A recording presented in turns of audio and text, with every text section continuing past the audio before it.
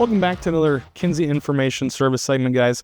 Brandon Veneman here. Today we're going to be talking about our KPM 3 displays. We're kind of going to go through a general overview of what the KPM 3 is capable of, what we can utilize the display for as far as data management. And I'm going to kind of just click through the screen, give you a little bit of information on the button layout, what we can get to as far as menus, pages, and we'll wrap it up there. So to begin with, guys, I'm going to go ahead and hit the power button. It's the top left button here in the corner. As this boots up, guys, I'm going to give you guys kind of a general layout here. I'm going to call these our function buttons, or like F1 through F6, for example, on the right side here. Just to note, while it's booting up, it will list the firmware version underneath the Kinze Man. This is on version 3.7. That is the latest version, and it has been the latest version for a while. So make sure customers' KPM 3 is always up to date. I'm going to continue working through our buttons here.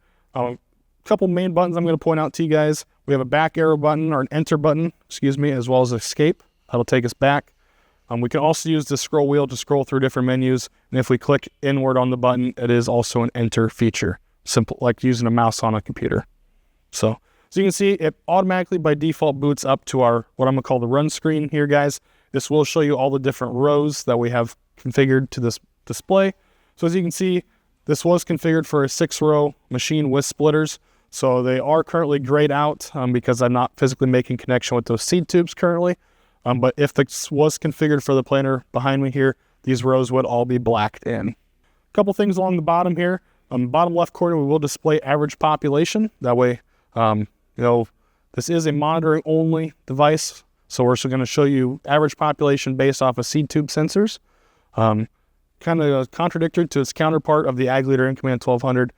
That's going to be more of a controls side of things for population control as well as section control. The KPM 3 is only limited to population monitoring. So that's one important feature that distinguishes from its counterpart. Right. The last thing we can see here on the right side, guys, is our RPM, or our shaft speed readout. I can also change that by simply hitting my F5 button here. It's also labeled other on the screen. And I can choose either a ground speed or battery readout as well. Completely depending on what your customer wants to see, can be customized to their likings. I'm going to leave it as shaft RPM, so I'm going to go ahead and hit my scroll wheel button inward. It'll select that, and as you can see, it still shows RPM. I'm going to hit my F6 button now, guys. That will take me to my area management page. Like I said earlier, we're kind of going to talk about what it can and cannot record as far as data management. So here, as you can see, this is going to show us our total acreage. All right, that's the only data that this display is going to record. You are going to get a map readout per se, like you would on a different display as far as, as applied population, spacing, whatnot. This is only going to record acreage. All right.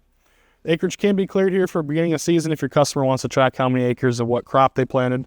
We can clear this out, plant your corn or soybeans or whatnot, and then get that true acreage readout for that customer's data. I'm going to hit the F6 button again here, guys. I'm going to call this the main setup screen of our Kinze KPM 3. We have a couple different options here. There's a setup mode, acre count mode.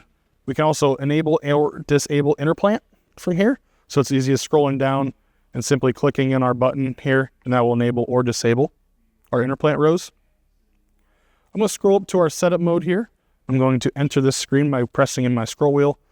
This screen is going to be pretty important for you guys when it comes to setting up this planner for your customer. From here, we're going to be able to do our MuxBus configurations.